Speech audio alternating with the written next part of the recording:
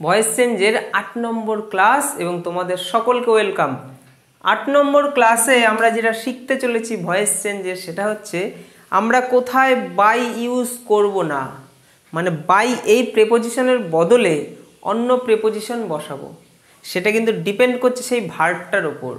মানে কিছু ভার্ব আছে যেগুলো তাদের নিজস্ব কিছু ফিক্সড প্রেপোজিশন আছে, সেগুলোকেই তারা নেবে, সেখানে কিন্তু বাই বসবে না। সেগুলো আমরা দেখব এবং কোন কোন ভার্ব যেগুলোর পরে ফিক্সড প্রেপোজিশন বাই ছাড়া অন্য কিছু বসে, ইন, অ্যাট, এই যে যেগুলো বসে সেগুলো তোমরা স্ক্রিনে দেখতে পাচ্ছ এবং ডেসক্রিপশন বক্সে লিঙ্ক আছে, সেখানেও তোমরা ডাউনলোড করে একবার দেখে নেবে সেই ভার্বগুলো। এবং আর কি আলোচনা করব, বাই বা অন্য কোনো প্রেপোজিশনই বসবে না। মানে কিছু সেন্টেন্স আছে যেখানে কোনো ভার্ব বসবে না বা কোনো প্রেপোজিশন বসবে না, কোনোটাই বসবে না। মানে প্রেপোজিশন ছাড়া কিছু ভয়েস চেঞ্জ, সেগুলো আমরা দেখব কিভাবে আমরা সেগুলো করব। তো শেষ পর্যন্ত ক্লাসটা দেখতে হবে, আশা করি কোনো সমস্যা হবে না। বুঝতে না পারলে কমেন্ট করবে, ঠিক আছে? এবং ক্লাসের মাঝখানে আমি একটা প্রশ্ন করব, সেই প্রশ্নটা তোমাকে উত্তর দিতে হবে অবশ্যই। সেটা তোমরা কমেন্ট করে জানাবে কমেন্ট বক্সে। দেখো, প্রথম আমরা যেটা জেনে নেব সেটা হচ্ছে কোথায় আমরা বাইয়ের পরিবর্তে কোন কোন ওয়ার্ড, মানে কোন কোন ভার্বগুলো আছে যেখানে বাই বসে না, অন্য প্রেপোজিশন বসে, বাইয়ের পরিবর্তে অন্য ফিক্সড প্রেপোজিশন।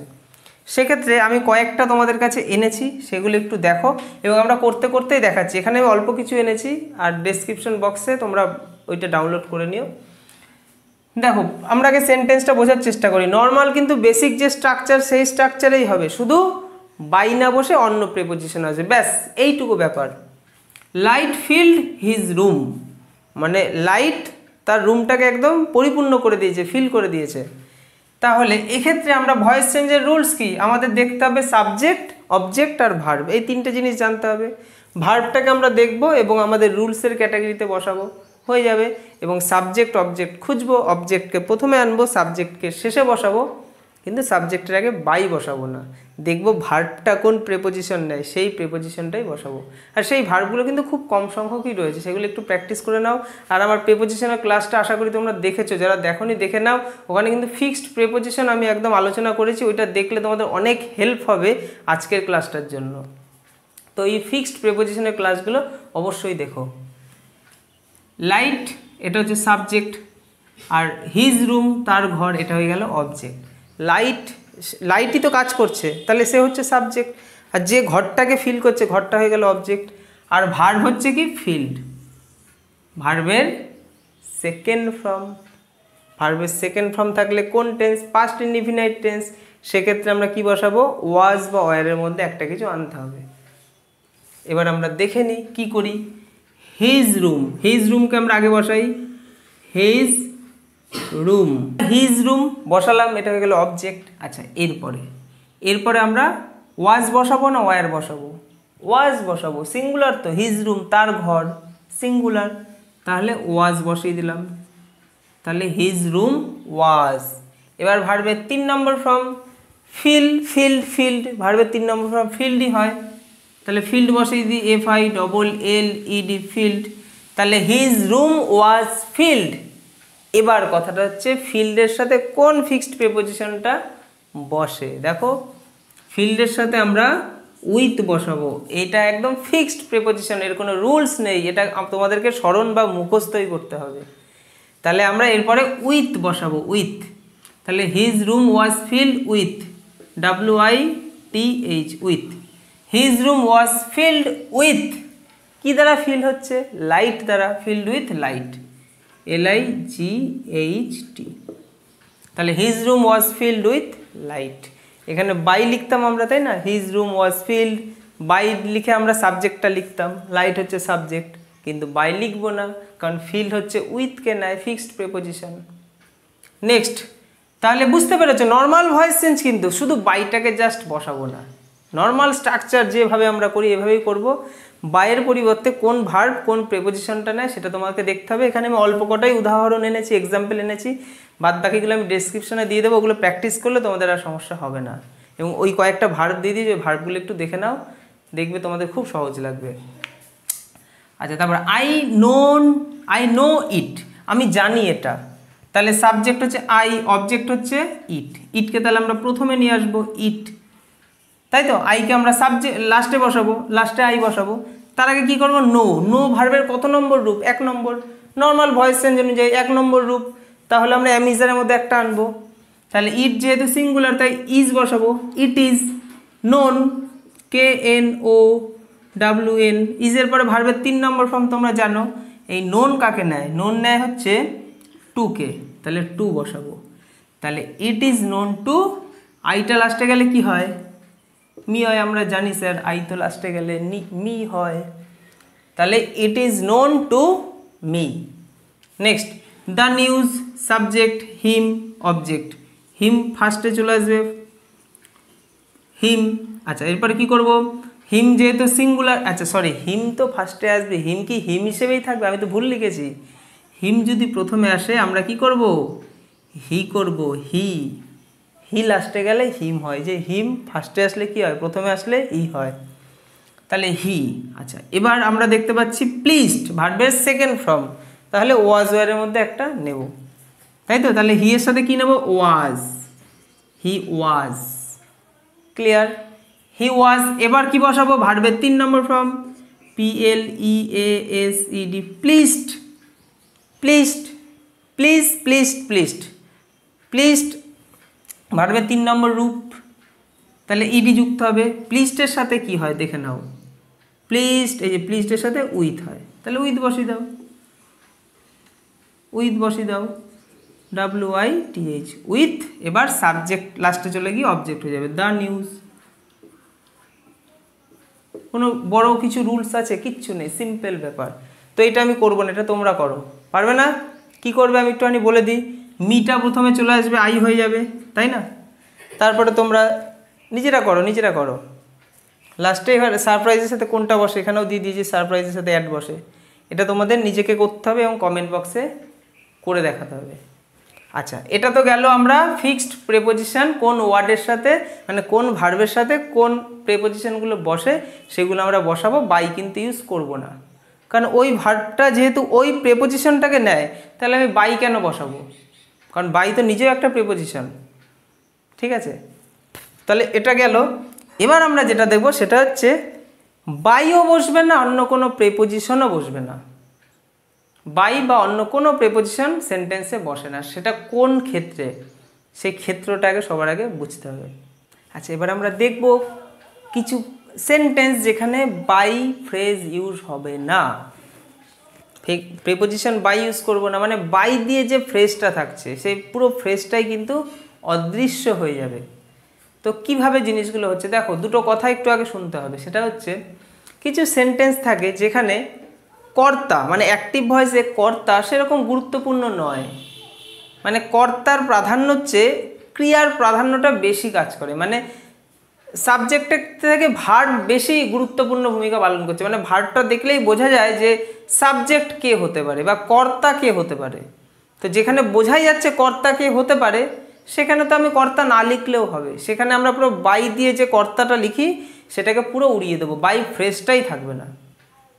যেমন তোমাকে অ্যারেস্ট করা হয়েছে, অ্যারেস্ট করা ভার্ব, তুমি জানো তোমাকে কে অ্যারেস্ট করতে পারে? তোমার মা অ্যারেস্ট করবে, বাবা অ্যারেস্ট করবে, পুলিশ অ্যারেস্ট করবে। তাহলে পুলিশ অ্যারেস্ট করে, তো এখানে তো না বললেও তো হচ্ছে বাই পুলিশ, তাহলে বাই পুলিশটা এখানে পুরো বাদ দিয়ে দেবো। তো এইরকম কিছু সেন্টেন্স আছে যেখানে দরকার নেই, সেই কর্তাটাকে দরকার নেই, কর্তার প্রাধান্য ছাড়াও ভার্ব থেকে বোঝা যাচ্ছে কর্তা কি হতে পারে। সেখানে আমাদের সাবজেক্ট বা ওই বাই ফ্রেজটা পুরো বসাবো না, পুরো উড়িয়ে দেবো। এটা গেল একটা বিষয় যেখানে ভার্বের গুরুত্ব বেশি।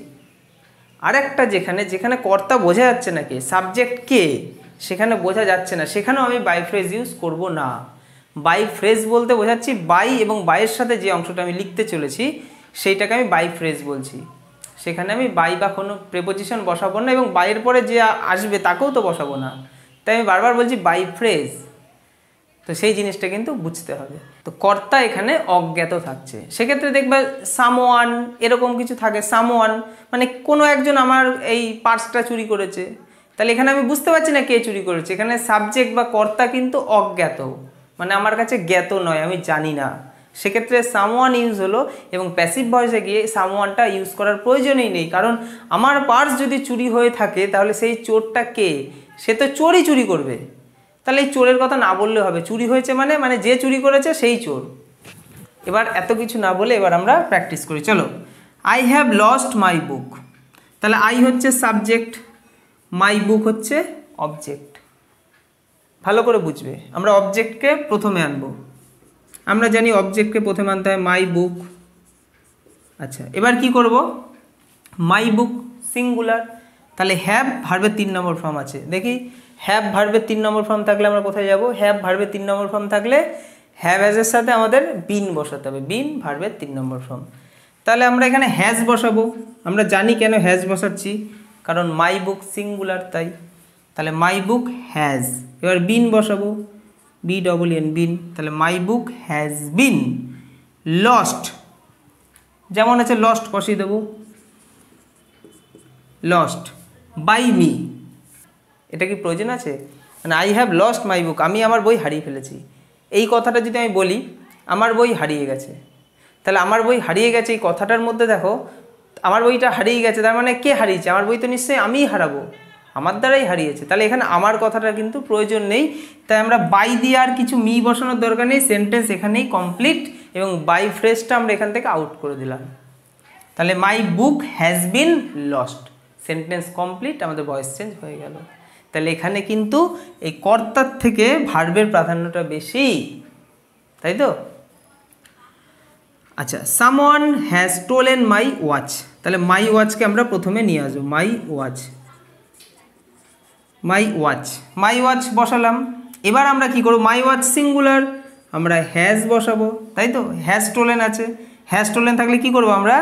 হ্যাভ হ্যাজ বিন ভার্বের 3 নম্বর ফর্ম, তাই মাই ওয়াচ হ্যাজ বিন বসাবো, মাই ওয়াচ হ্যাজ বিন ভার্বের 3 নম্বর রূপ স্টোলেন, STOLEN স্টোলেন, স্টোলেন ভার্বের 3 নম্বর ফর্ম। আমরা জানি হ্যাভেজের পর ভার্বের 3 নম্বর রূপই বসে, তো এখানে আমাদের ভাবার প্রয়োজনই নেই, যেমন আছে বসিয়ে দেবো। My watch has been stolen by someone, দরকার আছে? দরকার নেই, এখানেই ফুল স্টপ, সেন্টেন্স শেষ। My watch has been stolen, আমার ওয়াচটা চুরি হয়ে গেছে। তাহলে কোনো একজন চুরি করেছে বলার কি প্রয়োজন? চুরি হয়ে গেছে মানেই কেউ না কেউ চুরি করেছে, এখানে চুরি হয়ে গেছে এটাই যথেষ্ট, এখানে জানার প্রয়োজন নেই কে চুরি করেছে, এখানে যে চুরি করেছে সে তো চোর, তো এটা আমাদের এখানে বিশ্লেষণ করার প্রয়োজন নেই। Fire subject, fire burn the shed, shed হচ্ছে অবজেক্ট টু অ্যাসেস, মানে ফায়ার সেডটাকে জ্বালিয়ে পুরো ভস্য বানিয়ে দিয়েছে, ঠিক আছে, ছাই বানিয়ে দিয়েছে। তাহলে দ্য সেডকে আমরা প্রথমে নিয়ে আসবো, দ্য সেড। এবার কি করব? বার্নড ভার্বের কত নম্বর ফর্ম? বার্ন, বার্নড, বার্নড ভার্বের 2nd ফর্ম, 2nd ফর্ম মানে আমরা V2, তাই তো? তাহলে V2 থাকলে আমরা কি করব? ওয়াজ ওয়্যার ভার্বের 3 নম্বর ফর্ম। তাহলে ওয়াজ, সেড সিঙ্গুলার, তাহলে ওয়াজ বসাবো, ওয়াজ, দ্য সেড ওয়াজ ভার্বের 3 নম্বর রূপ। Burnt, BURNT burnt, the shed was burnt. By fire বলার প্রয়োজন নেই, বাই ফায়ার লিখলাম না, কিন্তু বাদবাকি যে টু অ্যাসেস কথাটা আছে এটা লিখতে হবে, এটাকে বাদ দেওয়া যাবে না, ঠিক আছে? এটা যেমন আছে লিখতে হবে। তাহলে the shed was burn to ashes, কারণ এই ছাই হয়ে গেছে এই কথাটা লিখতে হবে, কারণ এটা না লিখলে বোঝা যাবে না ছাই হয়েছে কিনা, হয়তো আগুন ধরেছে নিভে গেছে। তো বাই ফ্রেজটা আমরা আউট করলাম, মানে বাইয়ের সাথে ফায়ার কথাটা আমরা লিখলাম না, কারণ কোনো কিছু জ্বলে পুড়ে গেছে তার মানে কি? কে জ্বালাতে পারে? আগুনই তো জ্বালাতে পারে। তো আগুন এখানে সাবজেক্ট বা কর্তা হলেও এর গুরুত্বটার প্রয়োজন নেই, কারণ ভার্ব এখানে খুব স্ট্রং, এই যে পুড়ে যাওয়া এই ভার্বটা এতটাই শক্তিশালী, আগুনকে প্রয়োজন নেই এখানে। আচ্ছা, next, people build the temple in 1990। একই রকমভাবে পিপল মানুষ, বুইল্ড এটা ভার্ব, দ্য টেম্পল অবজেক্ট, তাই তো? তাহলে অবজেক্টকে প্রথমে আনবো, the temple, TEMPLE the temple. Build ভার্বের 2nd ফর্ম, আমরা ওয়াজ আনবো, যেহেতু temple singular, the temple was. Build, build, build, build ভার্বের 2nd ফর্মেও বুইল্ড হয়, 3rd ফর্মেও বুইল্ড হয়, তাহলে বুইল্ড বসাবো, the temple was built, BUILT built, the temple was built by people দরকার আছে? দরকার নেই, কিন্তু ইন 1990 এটার দরকার আছে, না হলে আমরা জানতে পারবো না ইন 1990। কারণ এই লেখাটা যদি না লিখি ইন 1990 তাহলে তো জানা যাবে না টেম্পলটা কবে কবে তৈরি হয়েছে। তাহলে এখানে কিন্তু দেখো the temple was built in 1990। তো টেম্পলটা 1990 সালে তৈরি হয়েছে, নিশ্চয়ই মানুষ তৈরি করবে, হনুমান তো আর তৈরি করবে না, মানুষই তৈরি করবে। তো মানুষ যেহেতু তৈরি করবে, না দিলেও হবে, দেওয়ার দরকার নেই, তাই না? কারণ এখানে বিল্ড তৈরি হওয়া এই ভার্বটাই অনেক বেশি স্ট্রং, সাবজেক্টকে এখানে প্রয়োজনই নেই, মানে কর্তাকে দরকারই নেই। আশা করি বুঝতে পারলে। এটাও তোমরা কমেন্ট করবে, এটাও তোমরা কমেন্ট করবে। কীভাবে করবে আমি বুঝিয়ে দিই। People subject, speak verb, English object, তিনটে জিনিস দেখিয়ে দিলাম। অবজেক্টকে প্রথমে বসাবে, স্পিক ভার্বে কত নম্বর ফর্ম? প্রথম ফর্ম। তাহলে কি করব? অ্যামিজারের মধ্যে একটা কিছু আনবো, তাহলে ইংলিশ সিঙ্গুলার, তাহলে ইজ বসাবো, তাই তো? তারপরে স্পিক, স্পোক, স্পোকেন ভার্বের 3 নম্বর form spoken, spoken. All over the world এটা দেওয়ার দরকার আছে, সারা পৃথিবী জুড়ে, অল ওভার দ্য ওয়ার্ল্ড দিয়ে দেবো। পিপল কথাটা লেখার দরকার নেই, বাই পিপল দরকার নেই, কারণ ইংলিশ সারা বিশ্বে বলা হয়ে থাকে। কারা বলতে পারে? মানুষই তো, নাকি অন্য কোনো জাতি বলতে পারে? তো মানুষ যেহেতু বলতে পারে, তাহলে মানুষকে এখানে প্রয়োজন নেই। আশা করি আমি যেটা বোঝাতে চেয়েছি তোমরা বুঝতে পেরেছো। না বুঝতে পারলে কমেন্ট করো, আর ভালো লাগলে বুঝতে পারলে লাইক করো। চ্যানেলে নতুন হলে সাবস্ক্রাইব এবং বন্ধুদের মধ্যে আরও বেশি শেয়ার করো। সবাই আসুক, এঙ্গেজমেন্ট বাড়ুক, যাতে আমি তোমাদেরকে আরও এরকমভাবে ক্লাসগুলো করে যেতে পারি। আমরা ভয়েস চেঞ্জের একদম শেষ দিকে চলে এসেছি, আর 2টো হয়তো ক্লাস হবে, তারপর আমাদের ভয়েস চেঞ্জ কমপ্লিট হবে, আমরা নতুন টপিকে যাব। সবাই ভালো থেকো, দেখা হবে নেক্সট ক্লাসে।